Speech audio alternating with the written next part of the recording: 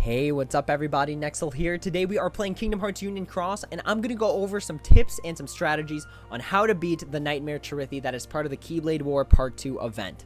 So the first thing that I want to go over is that if you are watching this in the month of September of 2019, we still have Mono Blade boosters until the end of the month. So just keep that in mind, that if you want to use a setup like Counterpoint, Diamond Dust, 3 Wishes, you still get these boosters until the end of the month.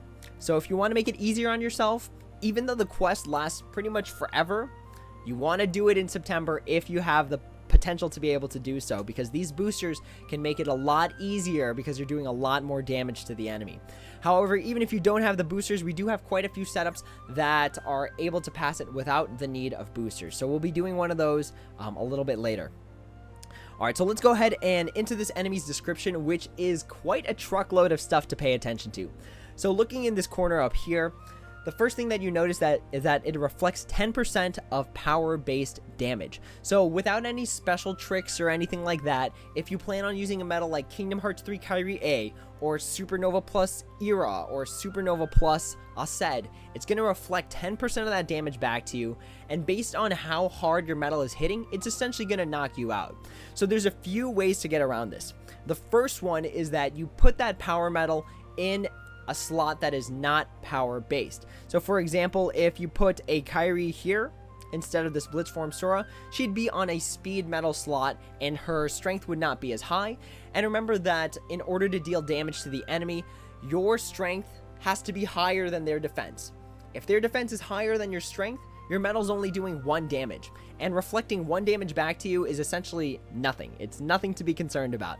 So if you put something like Kingdom Hearts 3 Kyrie A in the wrong slot, or if you put something like, I haven't tried it because I don't have him, but Supernova Plus Era, if he's on the wrong slot and he's only doing 1 damage, you're still getting the buff without the reflection being able to kill you.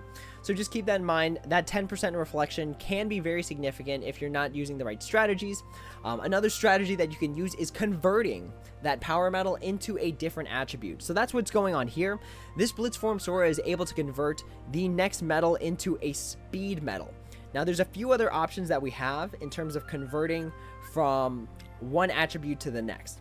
So one thing that we can use is going to be, and if anyone saw the Square Enix stream, Glacy used this one, where you use HC Ava EX Plus, which converts the next medal into a magic medal. So, whoop, almost missed it. Next medal turns magic, so it converts that Kyrie A into a magic medal, which is not going to be reflected by the Chirithy. Another option that you have is, if you participated in this high score challenge and got the medal, you have VVB, which also converts the next medal into a magic medal. So that is right here. And then another option that you have is going to be the Prime Kingdom Hearts 2 Yuffie. So this medal here. So this medal converts the next medal into a speed medal, very similar to how Blitzform Sora does.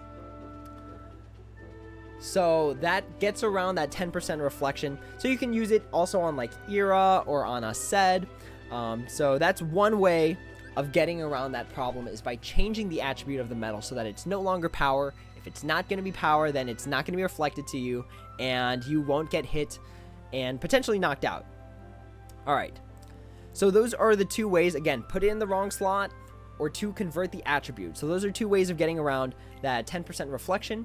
However, we are going to talk about a strategy that does require you get knocked out by that 10% reflection. So stay tuned. We're going to go over that in just a little bit. Alright, so the next part is that it absorbs reverse medal attacks. That essentially means you shouldn't be using any reverse medals, because you're trying to take damage or take HP away from the enemy. But if you're using reverse medals, you're also restoring that HP, and it's kind of not going to work out in your favor. There's a few options that you have in terms of being able to bypass this. So the only 2 types of reverse medals I'd be using are 1, HD Xion. If she is the best buffer you have and you don't have Kingdom Hearts 3 Kyrie A, you can use the Xion, because while it will restore the enemy's HP, odds are as your buffer medal, it's already like in the wrong slot or something, and it doesn't have a high multiplier, so it's not going to be healing a lot of HP anyways. The second type of reverse medal I'd recommend using, I'd actually recommend it, is something like Angelic Amber here. So Angelic Amber is a copy medal, and remember that copy medals also copy the attribute of the medal they're copying. So, for example, in this case, she'd be copying Ultimate Form Sora which is a green metal. Ultimate Form Star has kind of a weird ability, but essentially she'll copy a speed metal if a speed metal is in that 4th slot. So she won't be a power metal and she won't be reversed. So just keep that in mind. You can use HD Xion, or you can use like Angelic Amber, Kingdom Hearts 3 Demix, as long as they're copying an upright metal that is not power. Alright, moving on to the next part, it lowers your strength. So I personally haven't had too much of a problem with this. However, it's very easy to get around this with an overwrite metal. So going back to our equipment, you can use something like the Ava that we were just talking about. So let's go ahead and pull her up so that you can get a refresher on what she looks like.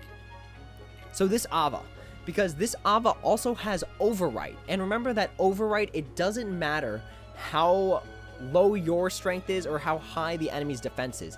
It sets it so that you will have 7 strength, 7 magic strength, 7 PSM defense, things like that. So it sets you up regardless of where you are starting or where the enemy is starting in terms of buffs and debuffs. Alright, so continuing to unpack the numerous amounts of things that are surrounding this enemy. So if our game would give us a quick load screen. Alright, so back to the enemy description. The next part is that it casts status ailments. So this enemy casts status ailments in 2 different occasions.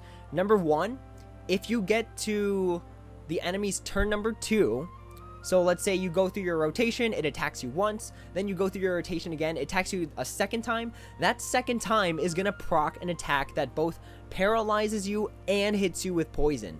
So that's very problematic because once you get revived, if you don't have an Asuna activation, which again is that pet slot activation, let's go ahead and just take a quick look at it. So, whoops, not the gear, we'll go to tricks. So unless you still somehow magically have an Asuna, if you had like a bunch of paralysis resist, poison resist, stuff like that, unless you had something to heal that, odds are during that 3rd turn you're going to get knocked out, because what happens is that, again, you go through your attacks, the enemy does its first attack. You go through your next set of attacks, the enemy does its second attack, which poisons you, and because you had to use potentially an Asuna before, you might just get knocked out by the venom right there, by the poison. So keep in mind, again, the second attack the enemy does will cast poison and paralysis on you. Another time that the enemy will cast poison and paralysis on you is if you lower its count down to 0. So I've tried this a few times and I've only had that poison and paralysis hit me whenever I tried to lower its counter to 0. So that plays into the next part where it counterattacks at 0. So the enemy has a blue hit counter of 25, meaning that if you hit it with a metal that actually lowers count, once you get it down to 0, it's going to hit you with a counterattack that causes poison and paralysis, and that can make it very, very difficult to use a strategy like recovery buffing. Now what I'm going to do is show you 2 setups that I used in order to pass this quest.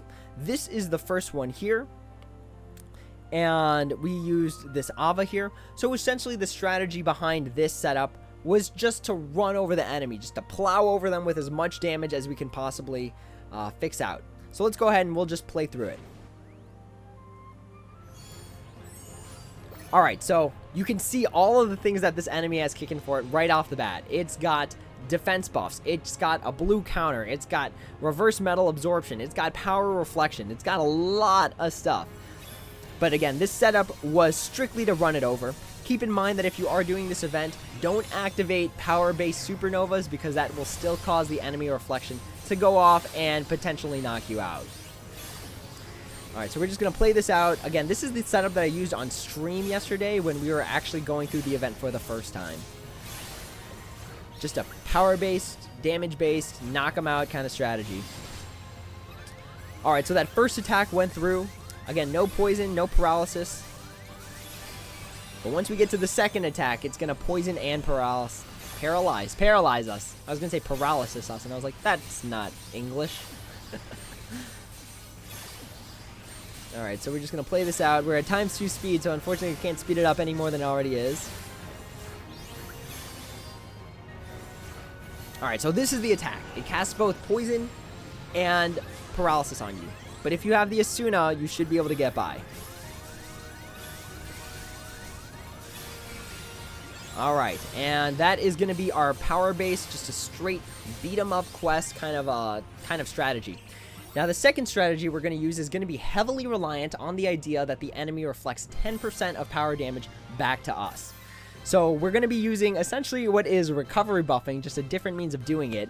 If you don't know what recovery buffing is by this point, check out the video that I did. It's quite a bit of a ways back. If I remember, I'll throw it down in the comments below. But essentially the idea is that you get knocked out in the middle of your own turn, and when that happens, you maintain all of the buffs that you had from the previous turn. And with the new meta being giving metal strength, you maintain that metal strength if you get knocked out in the middle of your turn. So let's go ahead and head to the second setup. So this is the second setup that we used, and there's quite a few things that are strange about it. The first thing is that this Ava doesn't have a skill. So we're using an Ava that doesn't have a skill, but we really just need it for its tech utility, for its multiplier. The next thing that you notice is that I don't start off with a buffer. We start off with an illustrated Aqua. And the reason behind that is because when you use any sort of recovery buffing method, unless the enemy is decreasing your attack with its counter attack or something like that, you recover with all the buffs that you originally had when you got knocked out. So in this case, I'm going to maintain all my strength buffs, and the enemy is going to maintain all its defense debuffs when I restart my rotation. And I'll do a demonstration. I'll show you how it works. But essentially, we don't start off with a buffer, and the Ava doesn't have a skill. So there's quite a few nutty things about this strategy, but hopefully it's enough to help someone pass. So what we're going to do is essentially go through our rotation, and we are going to be borrowing an upright power metal. And remember that power-based damage gets reflected back to us 10%. So the main means of this strategy is to be doing as much damage as we can with our metals, and then using the friend metal to knock us out. Because when we get knocked out, we maintain all our buffs, and then we just go through it all over again. So let's go ahead and jump into the battle here. Okay.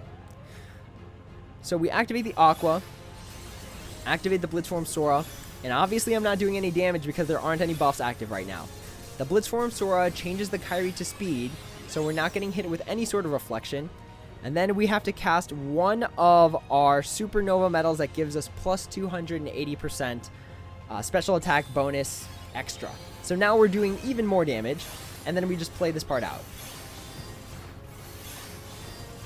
Okay, so once we get to the friend medal, which again is going to be a power medal, it's going to be doing enough damage for that 10% reflection to knock us out. Now keep in mind, look at that corner right there. We have plus 3,000 upright metal strength, and then once this asset activates, we'll have plus 4,500. So we'll activate that. We're at plus 4,500. We get knocked out by the reflection, which again is not an enemy attack. So you don't have to worry about the paralysis kicking in. You don't have to worry about that poison kicking in. You just come back and look, we have all the buffs, and the enemy maintains all its debuffs. So we just go through the metal list all over again. And see, since we maintained our buffs, those two metals which originally had no buffs are now doing more damage. So then we just play this out like we normally would. And okay. So now we are at plus 7,500 upright metal strength increase. After this asset, we're going to be at plus 9,000, and we're going to get knocked out again. So boom, 10% reflection. And we recover with second chance, and we maintain that 9,000. And from here, it's just doing damage. So that Aqua is now doing damage, Blitzform Sora is now doing damage, and this should be enough to take out the enemy.